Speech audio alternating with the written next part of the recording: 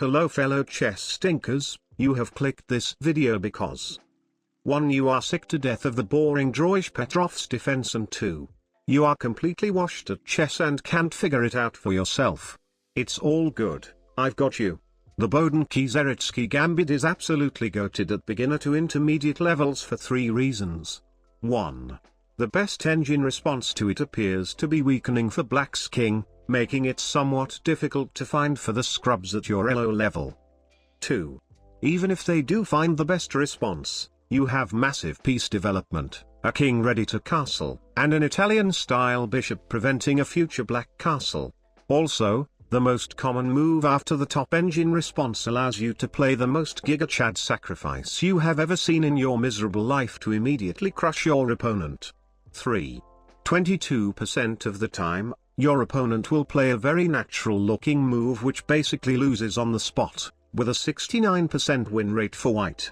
This completely chalked move has been played over 28,000 times on live chess by smooth brain players, so the likelihood of you seeing it is extremely high.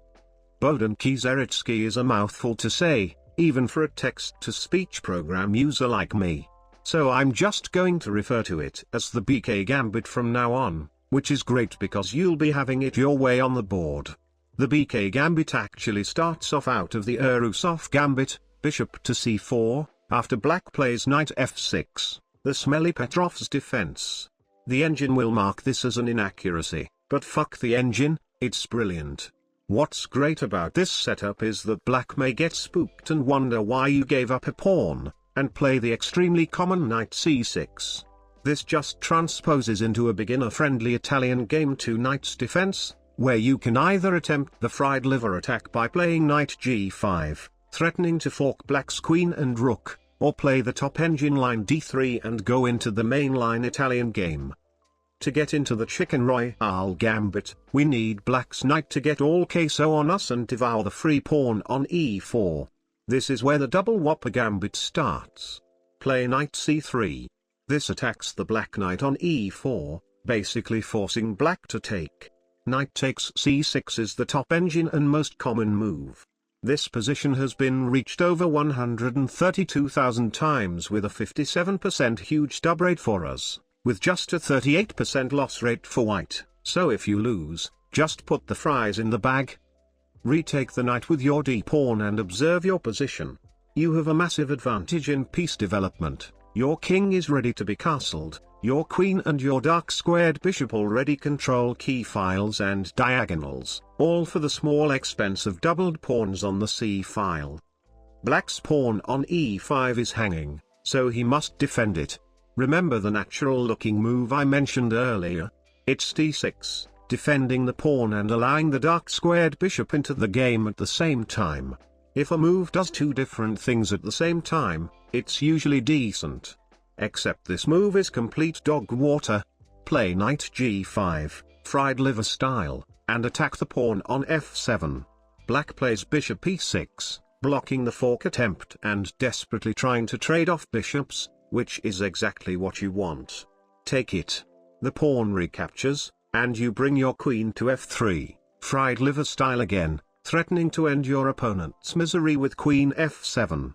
The best move here for black is actually bishop e7, a sneaky little beaver move that allows the king to flee to d7 when you play queen f7 check, but after queen takes e6, and then king e8, white is plus 3.1 according to Uncle Stockfish, and this move is only played in 6% of all games in this position anyway. Black cannot castle, his queen is tied up, and if you can't win from here, you might wanna try tiddlywinks or something. Just because I'm nice, the top engine move here is h4, defending your knight twice, applying longer-term pressure to black's king side, allowing a possible future rook lift if needed, and asking black what are you going to do about your completely effed position. If black tries to trade queens to stop your massive attack, just slide queen f7 check. King d8 is forced and pick up a free pawn on g7. It's just over. If black plays the most common move, queen f6, you just take the pawn on b7 and it's GG. Black cannot take the knight on g5 because it's defended by the bishop, so they have to find bishop e7. intending to play bishop d8 after you check with your queen. This position is plus 4.9 for white on the evaluation bar, with a free pawn waiting to be munched on e6 by your horse.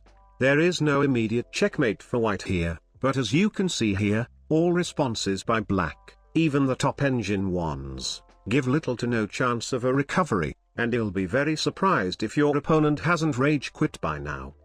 So let's look at the top engine response to the peppercorn Angus gambit, just in case your opponent has studied some Petrov's theory instead of showering on a regular basis. F6 is the top engine response to the BK gambit, which advanced players will probably find. Room temperature IQ players may not play this move, as on the face of it, you are allowing white's bishop to stop you from castling long term once the dark squared bishop has moved. If you see this move, don't panic, just castle your king to safety and watch black crumble. The overwhelmingly most common move in this position is c6, and being brutally honest, I have absolutely no idea why. Pull out your best Lazarus impression and say goodbye to your horse by sacrificing it on e5. Black actually cannot take it because if they do, you play queen h5 check, and after g6, queen takes e6 check, queen e7. Your Freddie Mercury takes your opponent's castle, and again, if you lose from here, you probably think chocolate milk comes from brown cows. Even if your opponent turns his brain on and plays d5, play queen h5 check anyway like an absolute hero. If black plays g6 blocking, just take with the knight, as after the recapture you just take the rook. You should be familiar with this knight sacrifice pattern if you've done any puzzles on chess.com. As they introduce this take pattern fairly quickly once you get to about 1200 puzzle rating. You can even get really fancy and play rook e1 here first, displacing the king before taking the rook if you want to get all Magnus honors. If black plays the best move, king e7, you have to remember rook e1, lining up your rook with your opponent's king. Do not worry about your hanging pieces. If black finally takes your knight, rook takes c5 check, bishop blocks, and bishop to g5 check is curtains for the black's queen and the game. If black takes your bishop, which has never been played in the Lichess database, you have the disgusting knight d7 discovered check, which after king takes, bishop f4, bishop d6, queen f7 check, queen e7, blocking the check and sacrificing the queen, you have rook takes e7 check, king d8, and then you finally take the bishop on d6, and mate is unavoidable. It was actually unavoidable 7 moves ago, but who needs that kind of pressure? I know that line is a lot to take in, but it's never been played before, plus I've left it in the description if you want to learn it. So going back, if your opponent plays the best move, knight c6, which is only played in 19% of all games, you just have to play chess with a development advantage and a castled king.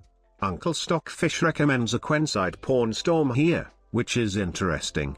The engine gives a very slight edge to black in this position, but remember, you are not playing an engine, you are playing a scrub. Unless Vladimir is watching, of course. Hi Vlad. Tweet about me. Like and subscribe for more Elo farming content or forever be cursed by Speedo wearing Levy.